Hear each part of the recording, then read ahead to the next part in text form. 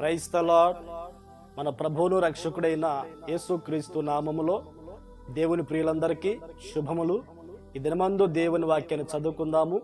Ruth గ్రంథం 2వ అధ్యాయము 12వ వాక్యాన్ని చదువుకున్నప్పుడు, యెహోవా నీవు చేసిన దానికి ప్రతిఫలమిచ్చును. ప్రియ దేవుని బిడ్డలారా, బోయేజు రూతుతో చెప్తూ ఉన్నారు, ఆమె చేసిన ఆ క్రియలకు, పనికి ప్రతిఫలము దేవుడు ఇస్తాడని తెలియపరుస్తూ ఉన్నాడు. నిజమే కదండి. మనం చేసిన క్రియలను బట్టి మనకు ప్రతిఫలం ఇచ్చేది దేవుడు.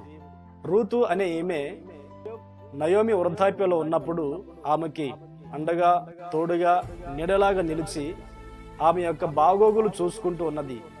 ఆ సత్క్రియలు ఆమె చేసినందువలన బోయేజు ఆమెతో అంటున్నాడు, యెహోవా నీకు ప్రతిఫలం అనుగ్రహిస్తాడు అని. ఈ మాటలు వింటున్న నీవు కూడా ప్రార్థన జీవితం కలిగి నడిపించబడుతున్నావా?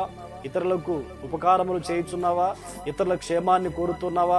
ఇతరులకు ప్రయోజనకరంగా ఉన్నావా? దేవుని కార్యాభివృద్ధి విషయంలో ఆసక్తి కలిగి ఉన్నావా?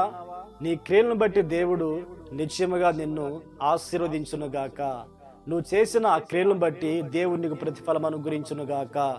ఆమేన్, ఆమేన్.